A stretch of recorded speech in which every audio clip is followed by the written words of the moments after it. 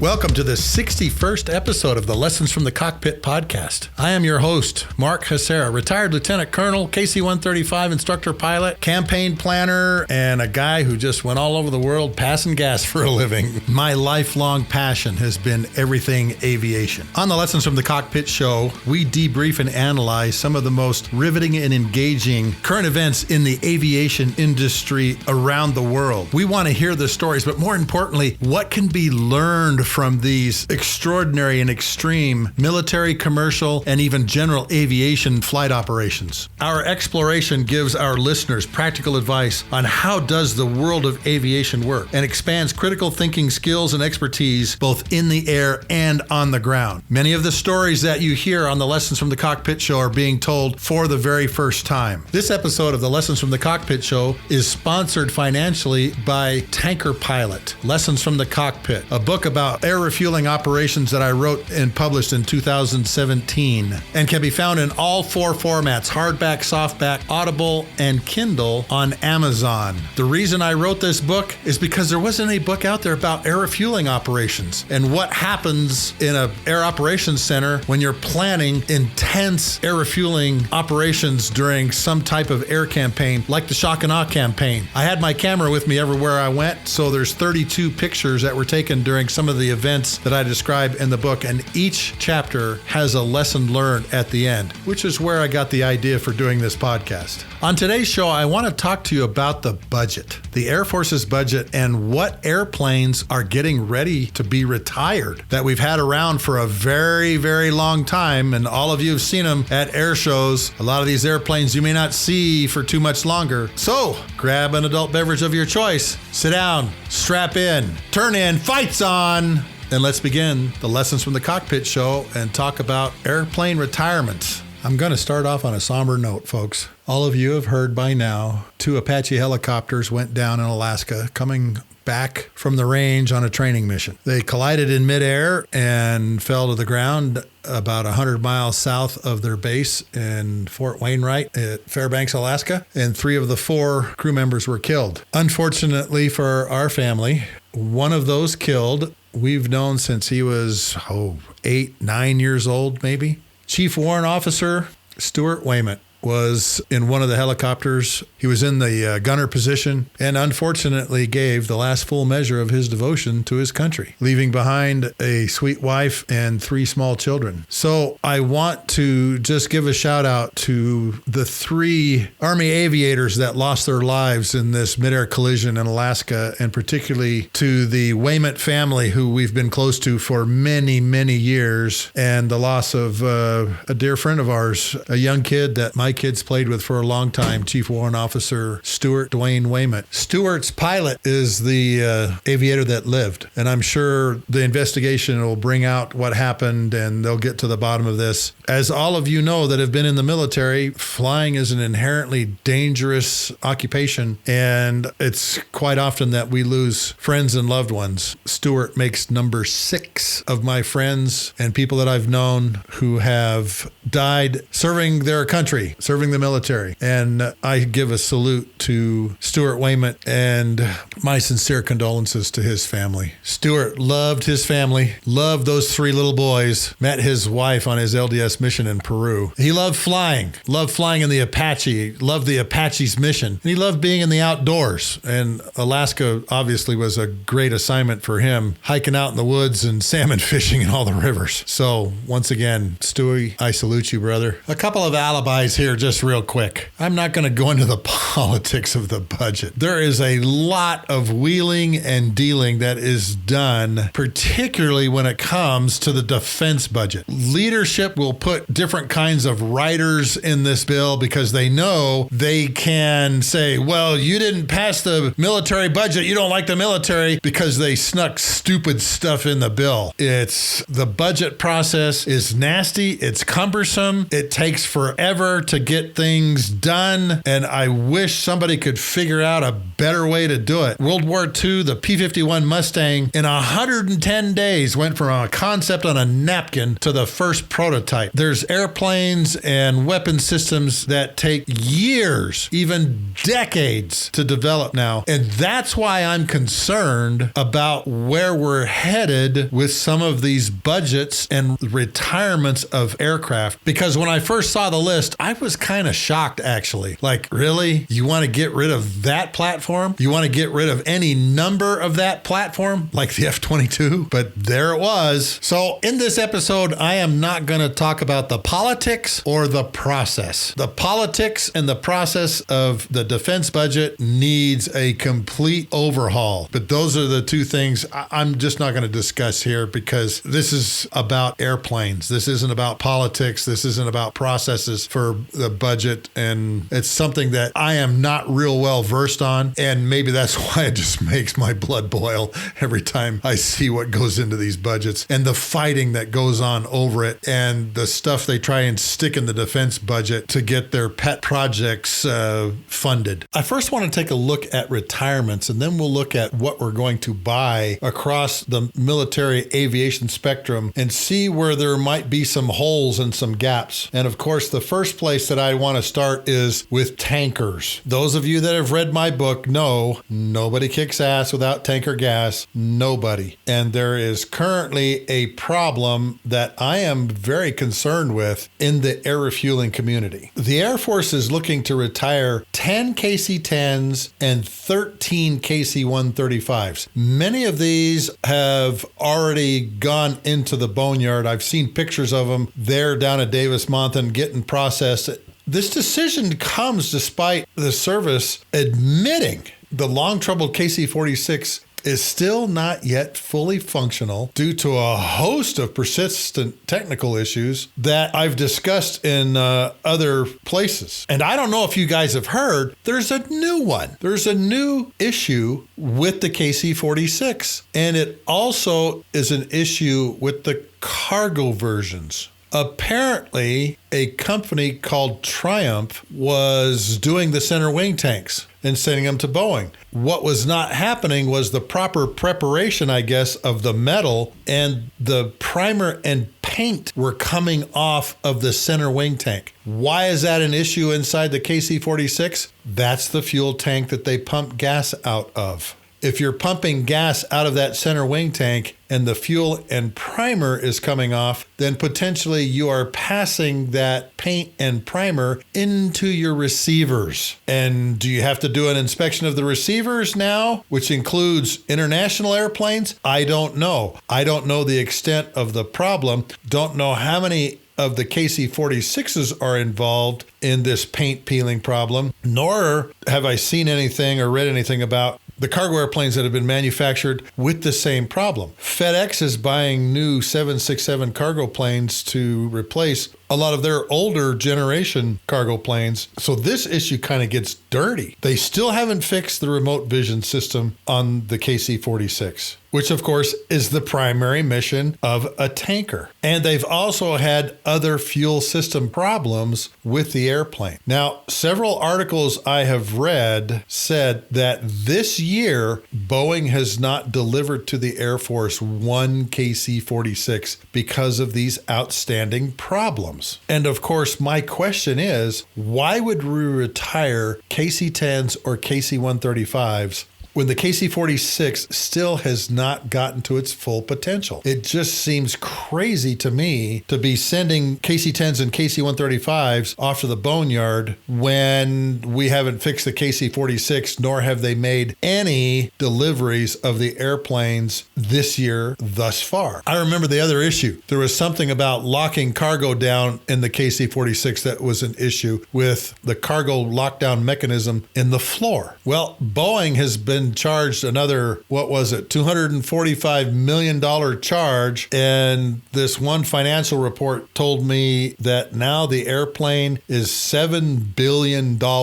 over budget. And they still don't have all the kinks worked out of this thing yet. Now, why is this so important? These tankers are what allows the United States military to move and maneuver throughout the entire world. Everybody needs gas. Nobody kicks ass without tanker gas. I don't know how many times I've said that. It's like the opening line in my book. You have to have this tanker air bridge in order to be able to get to and from the Middle East, to get to and from the Far East. It doesn't matter where you go. It doesn't matter if you're doing combat missions, humanitarian missions. Tankers are always involved because the amount of gas it takes to move all of this equipment, airplanes, personnel, and weapons. The tanker bridge is always the first thing that goes up whenever there's a massive deployment to some problem area around the world. Let's just take China for an example because of the vastness of the Pacific Ocean. If something were to happen in Taiwan, the amount of tankers that we would need in order to be able to get airplanes from Guam, from Okinawa, from Korea, from mainland Japan would be massive because of the amount of gas that's required and, of course, on station times defending this island. We would face the same problem if something were to happen in the South China Sea concerning the Spratlys and all of these islands that the Chinese have built down there that you can go to Google Earth and there's pictures of their flankers on the ramps on some of these island airfields. These are not to bring people in to go to the beach. There are covered aircraft hangars and the runways are specific length so that their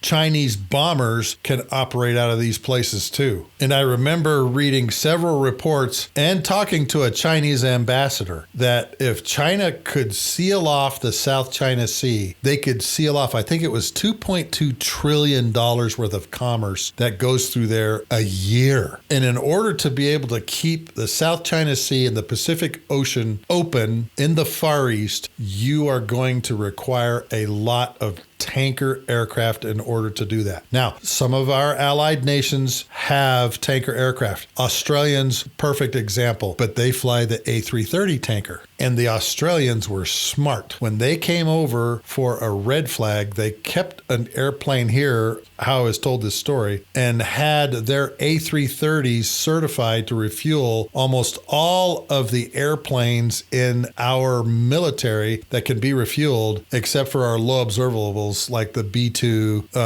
the F-22, and the Australians are going to get F-35s, so that's not going to be an issue. But the tankers are what allows us to get across these vast distances with beans, butter, bullets, soldiers, airplanes. And I'm just concerned that we're sending airplanes to the Boneyard without these things being fixed. Now, is there a capability gap here? Yeah, kind of looks like it. Is there an interim solution to this? They're looking at it. And some of you may not have heard, but Airbus and Lockheed have partnered and are offering the A330 as a gap filler for either getting more KC-46s or there being another competition, and that airplane that's going to be in competition with the KC-46 is the A330. And the A330 is doing well. The countries that have bought it love it, and it's performing well. And it doesn't have any of these remote vision system or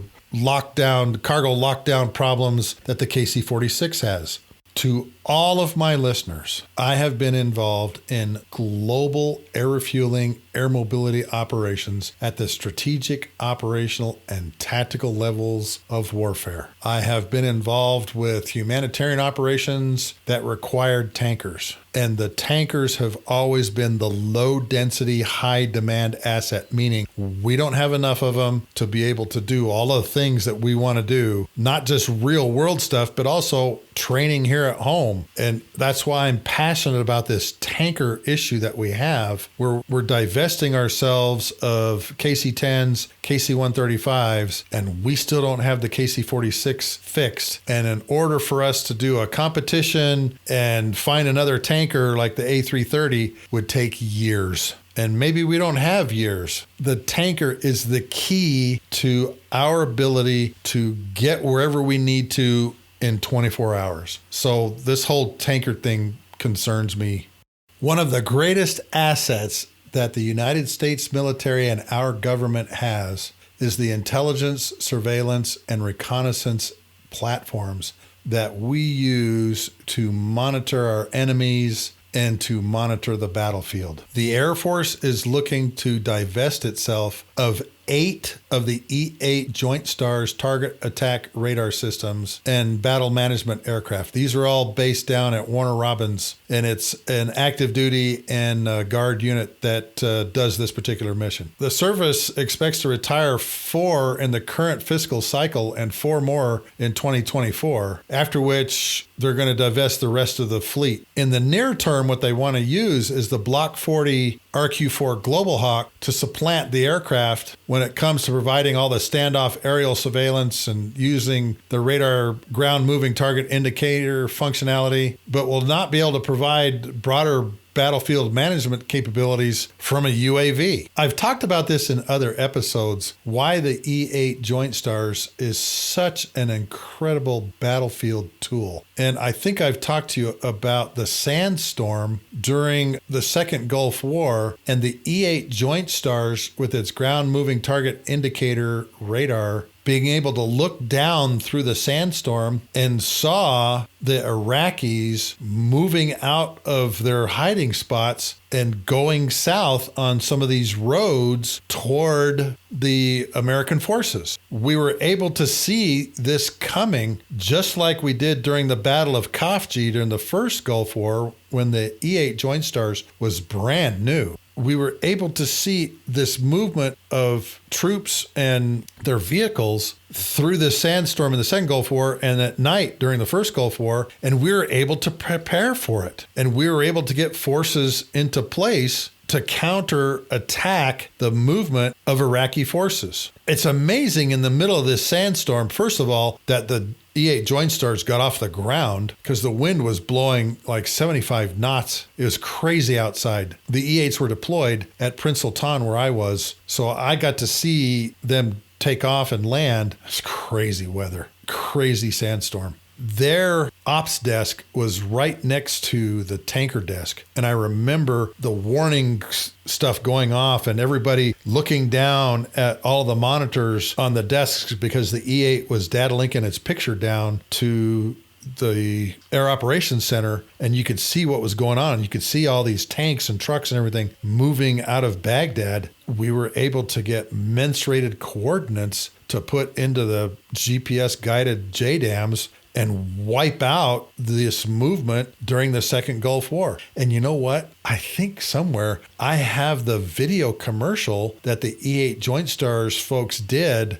somewhere in my files here. And it's freaking amazing to see what that airplane can do. And seriously, how small of a vehicle they can pick up, particularly with this ground moving target indicator radar that also picks up not only vehicles, but other kinds of movement. I'll never forget one night the J-STARS came over to us and said, hey, I know you guys just moved tanker tracks into Iraq, but we have some kind of Iraqi radar right here. I think it was next to Shania. And I said, how in the world did you know that? And he just kind of looked at me and smiled and says, our ground moving target indication radar does a lot of great things. And I went, oh, okay. And of course, think about all of the properties of Doppler effect and all those kinds of things, kind of an idea of how they must have found this thing. But sure enough, there was some type of early warning radar that they had put very close to our air refueling area we called Shania. And we went in and blew the thing away. But the J-STARS found it, which I thought was just fascinating.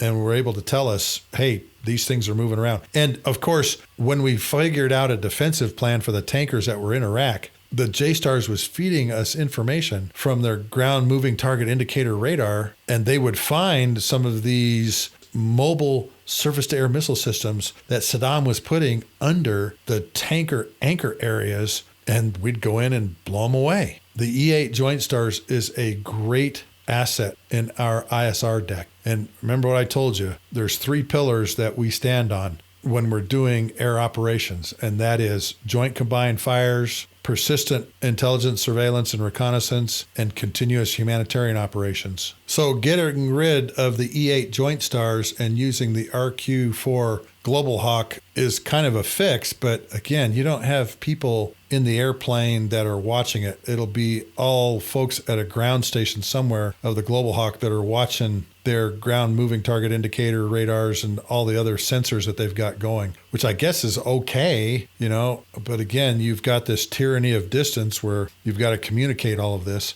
I have left out satellites. We do have GMTI in satellites that can see down through all of the blowing sand and dust. And we had one that was looking at Saddam and his Republican Guard groups that were moving out of Baghdad, as well as the Joint Stars looking at them too. But that's highly classified, and that budget will stay in the black world, and we'll never know as civilians the capabilities of satellites to be able to work in conjunction with the Global Hawk to find, fix, and finish targets such as vehicles and enemy troops en masse on the ground, like we did with the E-8 Joint Stars. I remember about a decade ago going to an Air Force symposium, and the Air Force was touting something about, they called the E-10, which was going to be a AWACS, a JSTARS, and I think even a rivet joint intelligence collection airplane all in one aircraft. And that went for a while and then all of a sudden disappeared.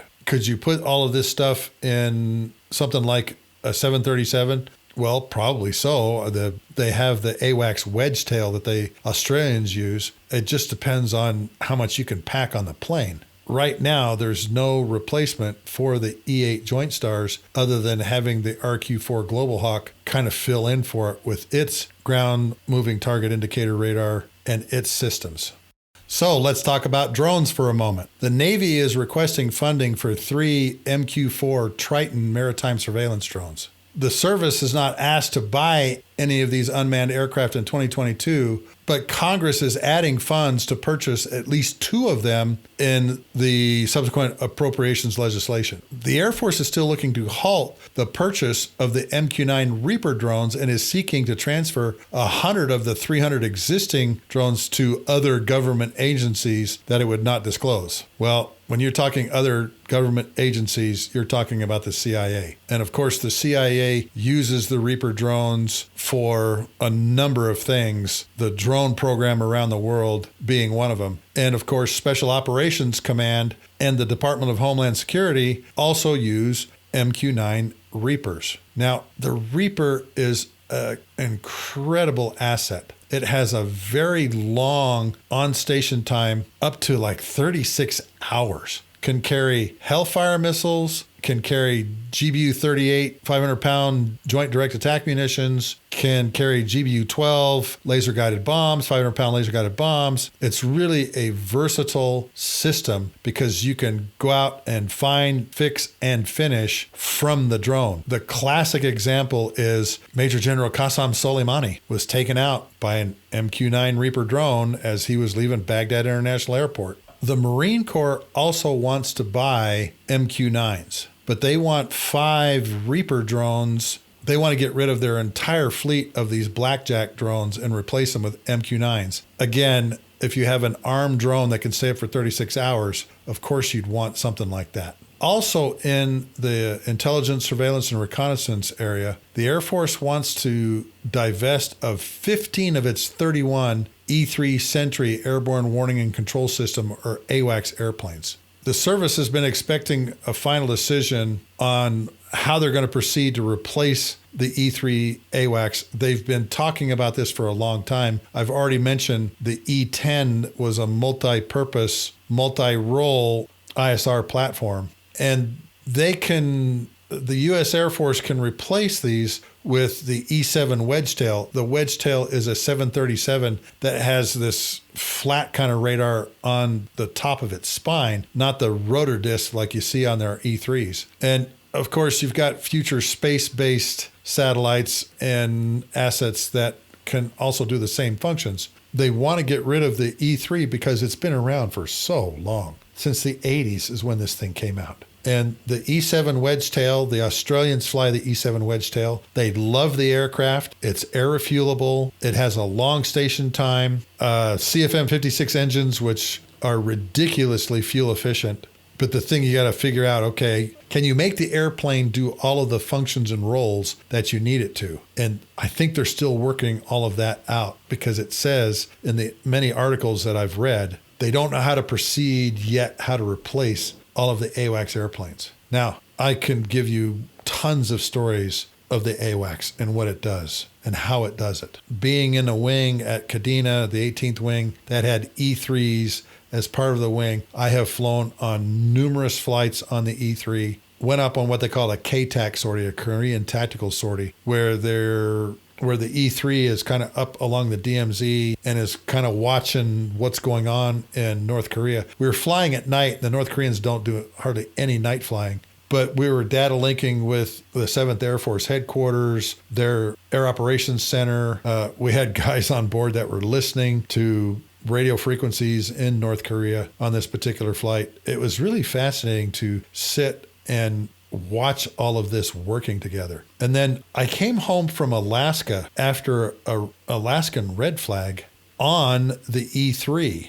I was at Elmendorf where the E-3s were operating out of, and all the tankers were up at Eielson. And so I just hitched a ride on the E-3 on the way home. What was really cool about this is the mission crew commander, a lieutenant colonel they called Mom. She would bake cakes and all kinds of goodies for these long flights. And she did for this flight out of Elmendorf back to Kadena. But during this really long flight, I got to move like from station to station, the weapons controllers, the air surveillance officers, and really learn what they do by sitting in the airplane for several hours and just talking with the folks as we were going by the Kamchatka Peninsula, obviously with the radar up, and seeing what was going on and the air picture. And it was really fun discussing all of this with the ASOs and the weapons directors and the mission crew commander in the back.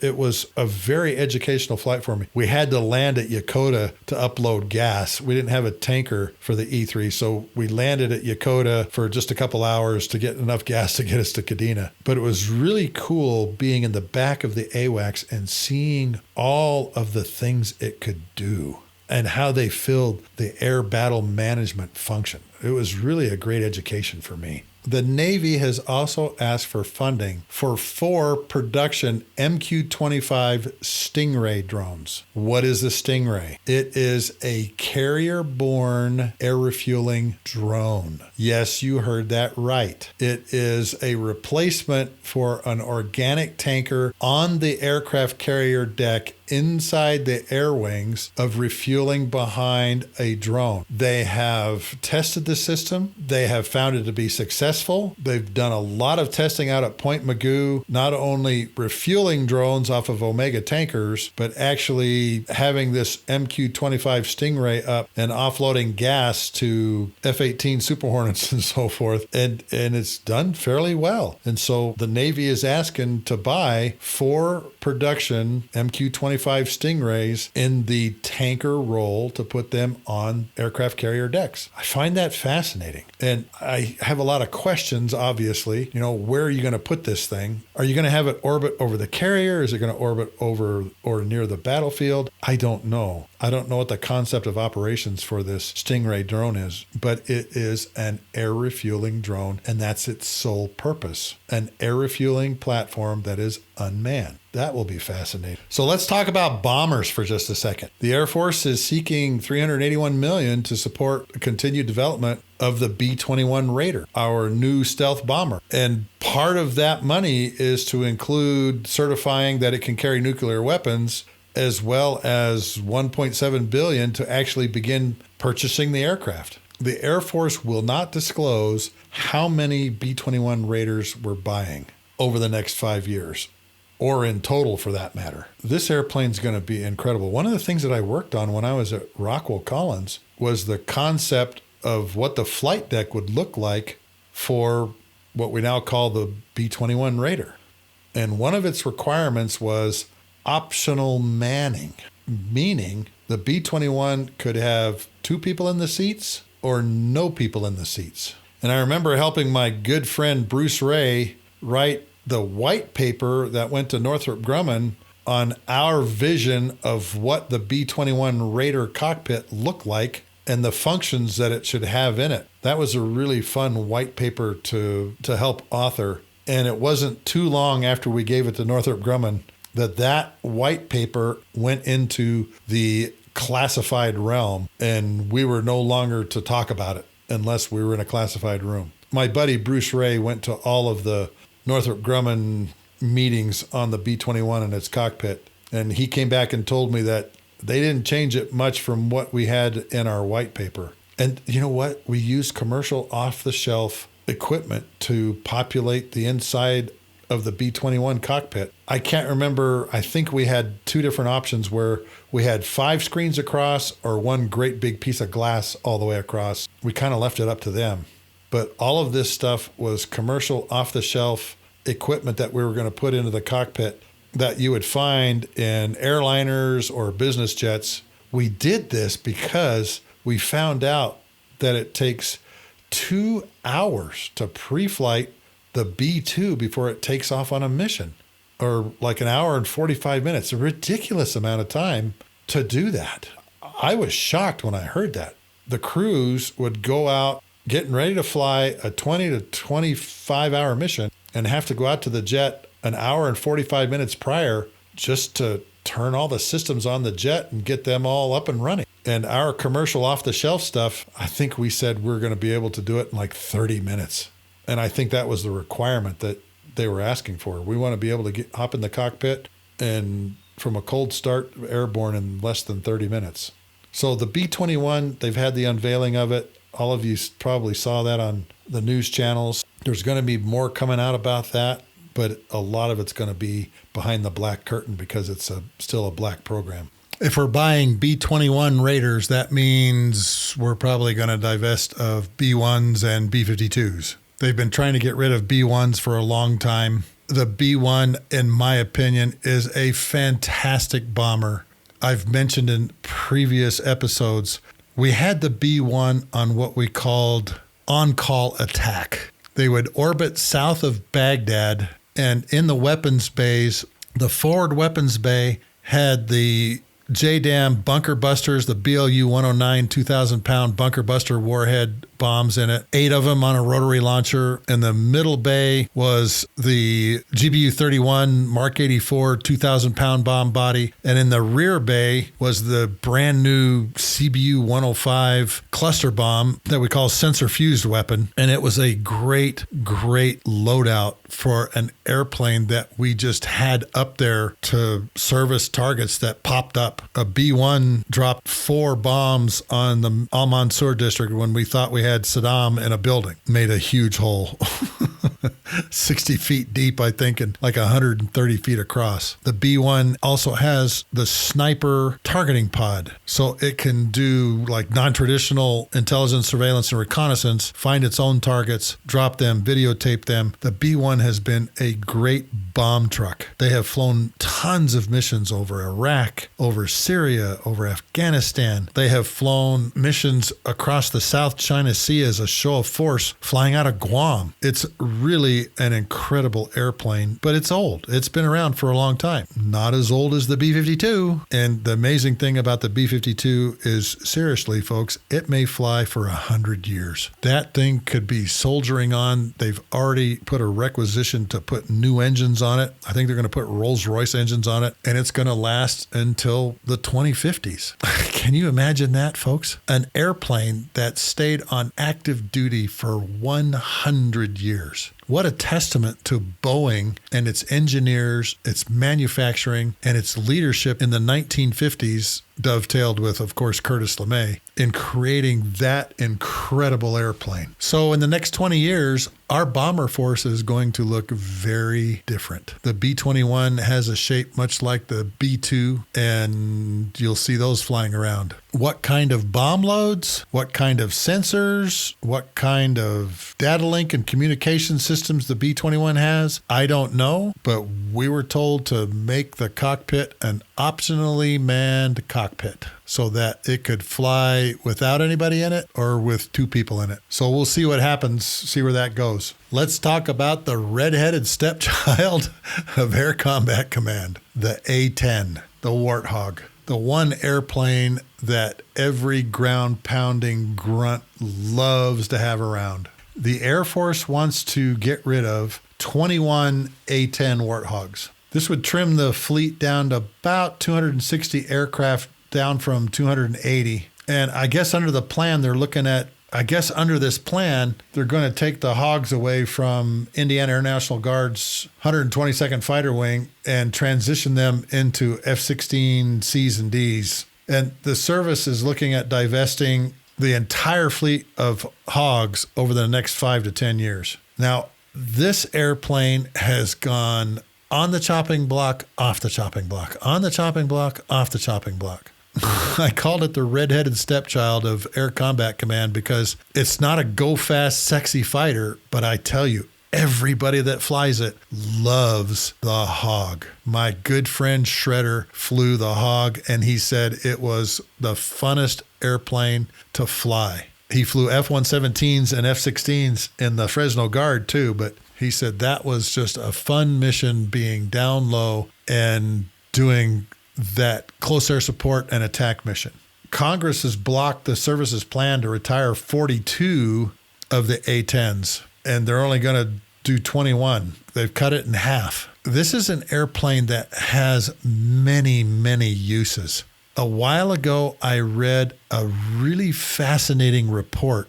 We called it Advanced Technology Demonstration, or ATD. And the problem they're trying to solve is the Iranian boat swarms, where you just have a whole bunch of boats that come out and capture an oil tanker or, heaven forbid, one of our U.S. Navy ships. And so the problem that they were dealing with was, how do you keep all of these swarms of these patrol boats that the Iranians have from capturing other vessels? Well, they came in and did the ATD with Hogs, 4 to be exact. And they came up with this maritime close air support / kill box kind of thing. And the Hog did fantastic because it's got the gun. Everybody knows about the gun. Brrr. Everybody's heard that sound. The Hog also carries precision-guided weapons such as GBU-12s, JDAMs, and just recently, the 422nd test down at Nellis did a weapons evaluation of putting small diameter bomb on the Hog. They had 4 racks, what we call Bruce 61s, carrying 4 each of the small diameter bomb Block 1s. And there's great pictures of it on the web. You can see the airplane taking off and the pilot, pre-flighting all the weapons. So imagine now you have the Hog carrying 4 of these Bruce 61 racks with 4 of these bombs on each one of them, all of them precision guided. And now you're going to send it out and attack this swarm of ships that are coming with these 250-pound bombs. What a great solution to this swarm problem. They didn't use small diameter bombs in the test in the ATD. Maverick missiles, laser guided bombs, of course the gun, and the Hog did fantastic. As a matter of fact, they felt that the Hog was probably the better weapon to use when you're dealing with boat swarms that are coming out trying to attack U.S. Navy ships or other vessels, and you can hold them back doing maritime close air support using the same 9 line that you do when you're attacking targets on the ground. And it was a very successful test. Like I said, they're adding new weapons to the Hog. For decades, ever since I think the first Gulf War, they have tried to get rid of the A-10s, and it hasn't happened. there was a famous run-in with Senator McCain where one of the generals was talking to him about getting rid of hogs, and he got a little terse with the general about why you'd want to do something like that. And that airplane has proven its versatility through decades. It looks like we're going to start divesting ourselves of the A-10s. I had an Army friend of mine tell me one day when we were talking about this. He says, yeah, if the Air Force gets rid of the A-10s, just send them our way, send them to the Army. We'll go out and fly them, and we'll go out and do the mission, because that's how much they loved having the A-10 around.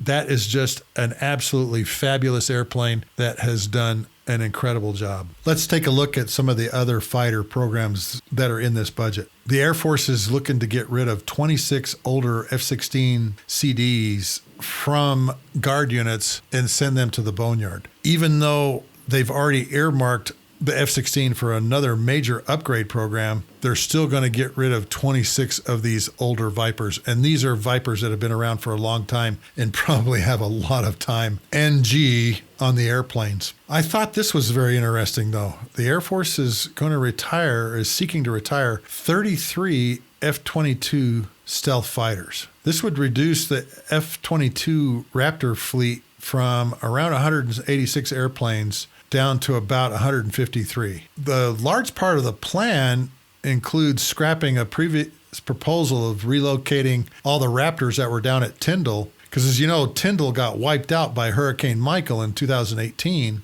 and sending the remaining airplanes up to Langley, Virginia. Instead, what they're looking at is the remaining aircraft would be redistributed throughout all of the F-22 wings and units. The jets that are on the chopping block are the older Block 20 jets, and these are mostly training jets, and I don't think they've got any combat duties in these particular jets because they're so old, and they haven't gotten the recent upgrades like the other aircraft, the other airframes have. They say it would take about 1.8 to 2 billion to bring these Block 20 jets up to the latest standards, and they just don't feel like doing it because that's money they can spend, of course, on the F-35 or this new next generation air dominance program. And the Air Force has said, we're going to divest ourselves of the entire F-22 fleet. And I got to be honest with you, I was kind of taken aback by that. The F-22 is the beast when it comes to fighter and air dominance.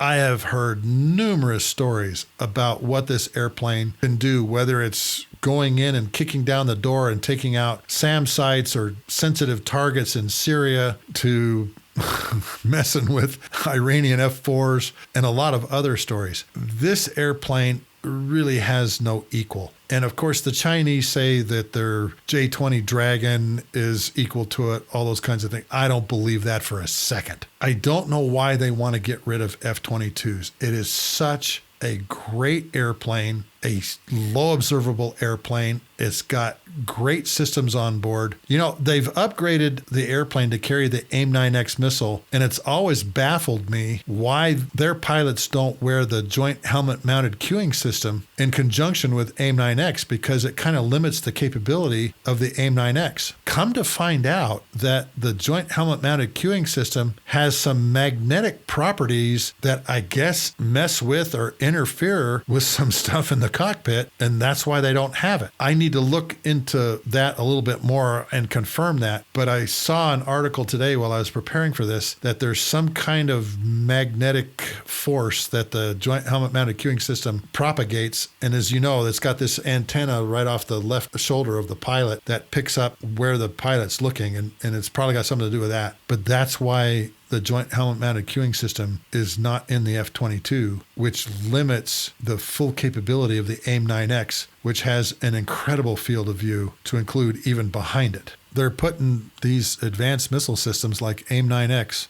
on the F-22, but they're saying we're going to get rid of them eventually. And I just don't understand why, because that is by far probably the best fighter jet in the world right now. I know all my F-35 folks out there will probably argue that, but I've seen too much about how the F-22 operates at supercruise. I mean, imagine going supercruise Mach 1 and busting through as a low observable airplane in some conflict where you're up against a near peer Air Force that has advanced systems, jets kind of like the F-22, missiles that certainly have the same range, man, I'd want to be in an F-22 any day of the week. I mentioned already this next generation air dominance platform.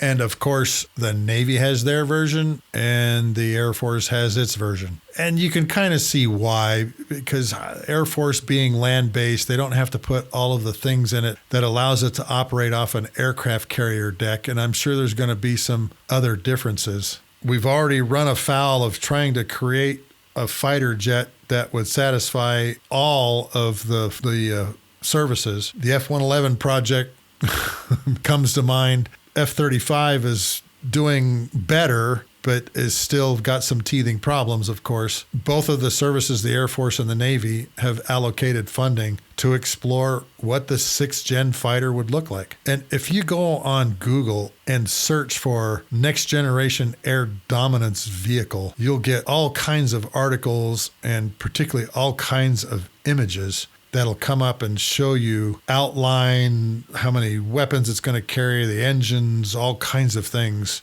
I'm sure Lockheed's Skunk Works and Boeing's Phantom Works have got things on the drawing board. If not, they're doing wind tunnel tests on it or radar cross-section tests on it too. Who knows? Maybe they already have some kind of a simulator built up too. I don't know. Whenever you see things in the budget where they're talking about 6th generation fighters, new airplanes like this, you can pretty much bet those programs are fairly far along beyond the initial concept. I mean, look how long it took the B-21 to go from, I was working on that in 2013, 2014, and they just rolled it out. Northrop Grumman just had the unveiling of it, just a couple months ago. And again, that's why I say these weapons programs take forever and a lot of money and a lot of time and a lot of patience. We'll see and hear more about this next generation air dominance or NGAD fighter concept and what a 6th generation fighter is going to look like. What's it going to do? Is it going to be manned? Is it going to be unmanned? Is it going to have what kind of sensors in it? Or is it going to have like a variable sensor package in it, based on what type of mission is it going to do? I would really love to hear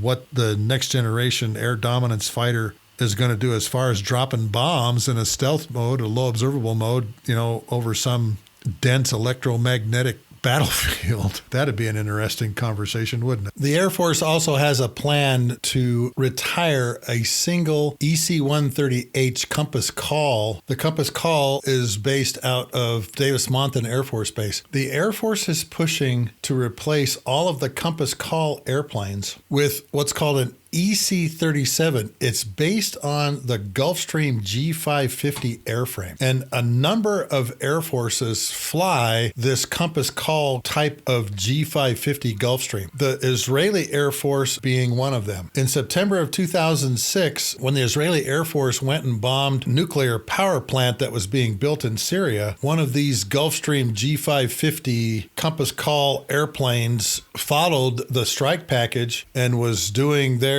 thing against the electromagnetic spectrum in Syria. You can go Google the Compass Call mission and find out for yourself what all it does. The EC-130s have been the mainstay of the Compass Call fleet for a very long time. These are old airplanes. Like I said, H models, not J models, H models. Another airplane like Compass Call that they're looking at getting rid of is the EC-130J Commando Solo airplanes that are flown specifically by the Pennsylvania Air National Guard. This airplane does radio and TV broadcasts from inside the air. When we drop leaflets on Iraq, the radio frequencies and TV channels that were on the leaflets could be directed into the Commando Solo airplane and broadcast from inside the Commando Solo all of these psychological warfare advertisements or whatever you want to call them. They were radio broadcasts. They were doing TV, like like George Bush in your living room. They're going to get rid of that airplane also. And see, I guess this Pennsylvania unit has what they call EC-130J Super Js, and they have been performing an additional mission. If you go to my TikTok page, you can actually see this in action. It's called Rapid Dragon. And one of the EC-130 Super Js actually deployed the Rapid Dragon module out the back of it near Norway in one of its offshore ranges. Rapid Dragon, they have the AGM-158 Joint Air-to-Surface. The Rapid Dragon module parachutes out the back of an EC-130 Super J, and it has 4 AGM-158 Joint Air-to-Surface Standoff Missiles, or JASSMs, in it. Now, there's 2 versions of JASSM. There's JASSM and there's LRASM, which is the long-range anti-ship missile version of it. They did a successful test from one of these EC-130 Super Js, dropping this Rapid Dragon module out the back, and 4 of these JASSMs coming out and hitting targets, 4 different targets that were spread out on the ocean on this range. So they're going to keep some of these EC-130 Super Js for that and the psychological mission. I guess they're in the Pennsylvania Guard, as well as other AFSOC units that fly EC-130J. Man, can you imagine the psychological effect of that? Thinking, no, it's just a EC-130 jamming airplane, and oh, look at that, it's televising something, and all of a sudden, slam, you get hit with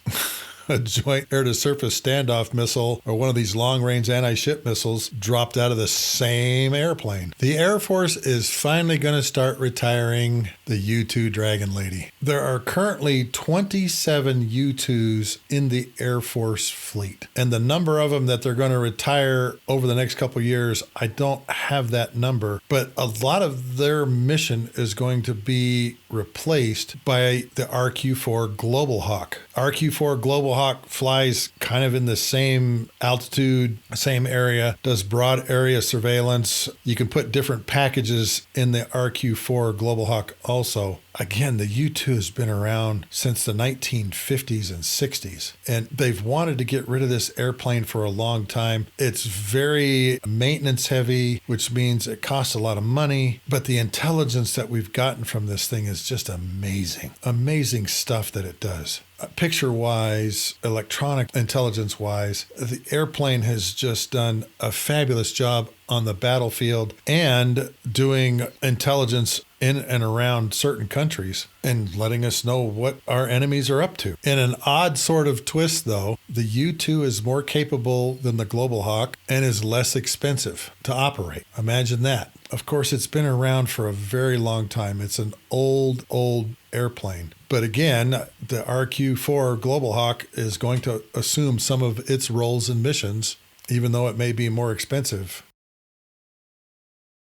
Last thing I want to talk about is the purchase of new fighters. The Air Force, Navy, and Marine Corps are looking to buy 61 F-35 Joint Strike Fighters in total over the next year. This includes 33 A models for the Air Force, 15 B models, and 4 C models for the Marine Corps, and 9 C models for the Navy. This is 24 fewer than the 3 services had asked for and ultimately received funding for. But the Air Force says it's looking to slow down buying the F-35 until they can get the jets in the more advanced Block 4 configuration, which is still under development. And they don't want to purchase anymore until those become available. So now we're waiting on the maturity of the F-35 systems to this more advanced Block 4 configuration. Now, what's in this Block 4 configuration? The Block 4 software gives enhanced radar and electronic countermeasures capabilities, and also the ability to carry newer type of weapons. So that's what they're waiting on, this enhanced radar,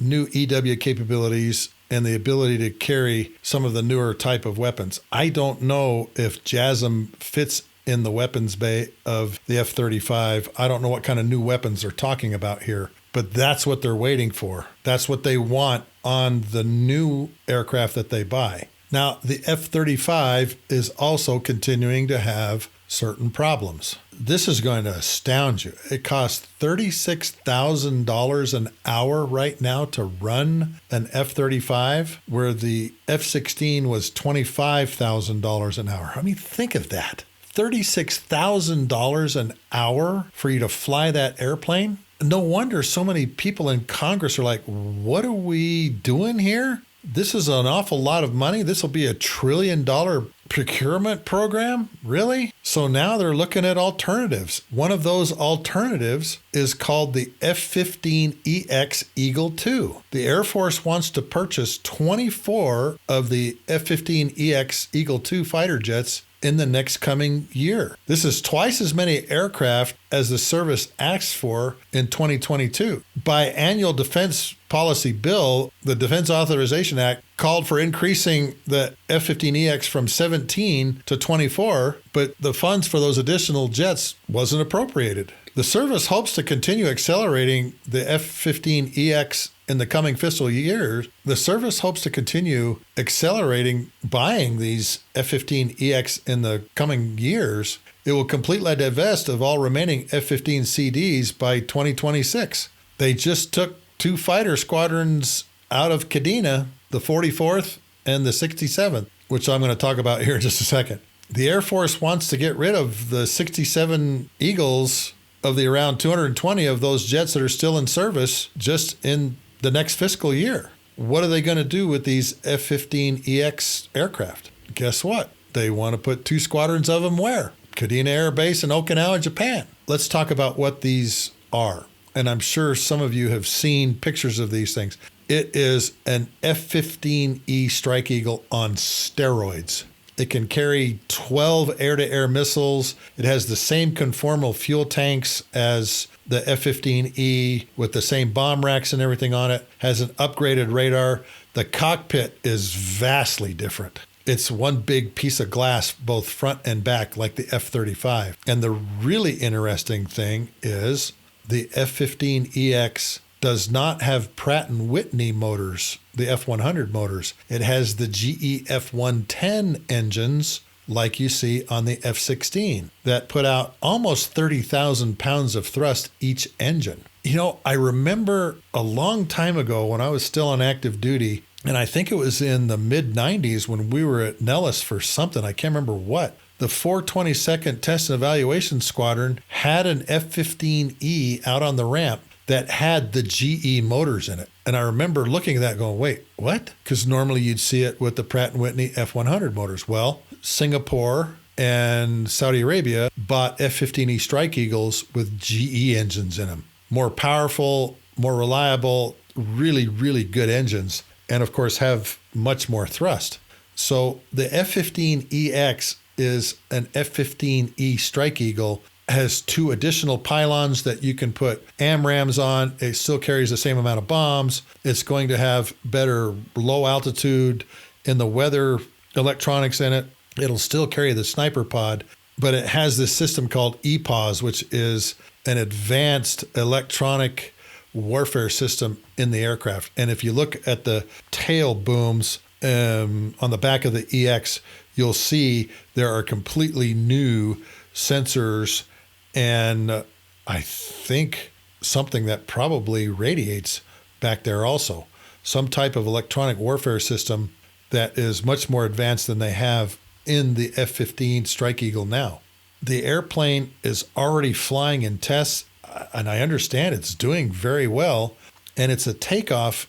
It is, the F-15EX is modeled on the F-15QS that was going to Qatar. Qatar is buying a version of this, and our version replicates it pretty closely to include the radar systems, the warning systems, and the cockpits. Now, it doesn't have the big wide-angle HUD that the Strike Eagle does. It has one that looks a lot more like you'd see in an F-15 CD or in an F-18, but with 2 panes of glass. The other thing I noticed is the pilot and the Wizzo are both wearing joint helmet mounted cueing systems. Normally you'd see the Wizzo without the joint helmet mounted cueing system.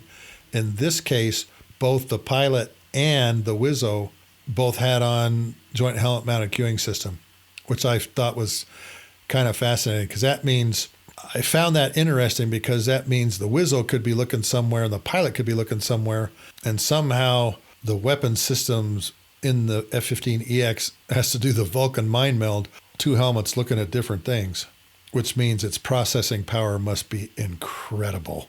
And there's a new chip, I can't remember what it's called, gallium something or gallium sulfide or something like that, that is like 8 to 10 times faster than the normal computer chips that we've been using in our fighter airplanes.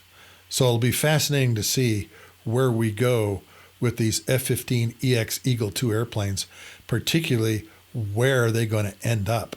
I was concerned when I saw the F-15 CDs of the 44th Bats and the 67th Cox come out of Kadena. But if these 24 F-15EX jets are going to replace them over there, because as you know, that's a very volatile area with North Korea and China, then I'm a lot more comfortable with these airplanes being bought going over there, particularly if they're carrying 12 AIM-120 AMRAAM air-to-air missiles. That's a lot of missiles to be on one jet.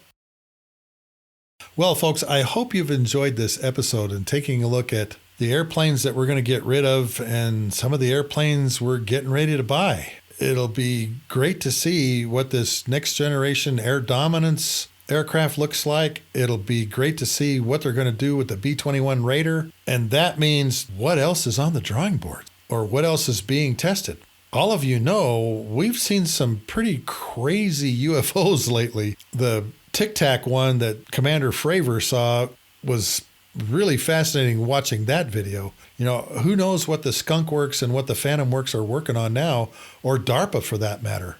I remember very vividly being in a meeting where they said the real limiting factor in a lot of our fighters right now is the man or woman sitting in the cockpit, because you have to do things to the aircraft so that the pilot and Wizzo can survive. And I spoke to you about the B-21 being an optionally manned bomber. Are we going to have optionally manned fighters pretty soon? Are we going to have complete battlefields where drones are running the war? Look at where drone warfare has come, the war between Ukraine and Russia. You have sea-skimming drones that are packed with explosives. You have the Russian Lancet drone that only has like a 3 or 4 kilogram warhead in it that is destroying tanks and radar and all kinds of things, even patrol boats out in the ocean. Unmanned battlefield operations has come a long way since the very first Predator drones flying over Kosovo with their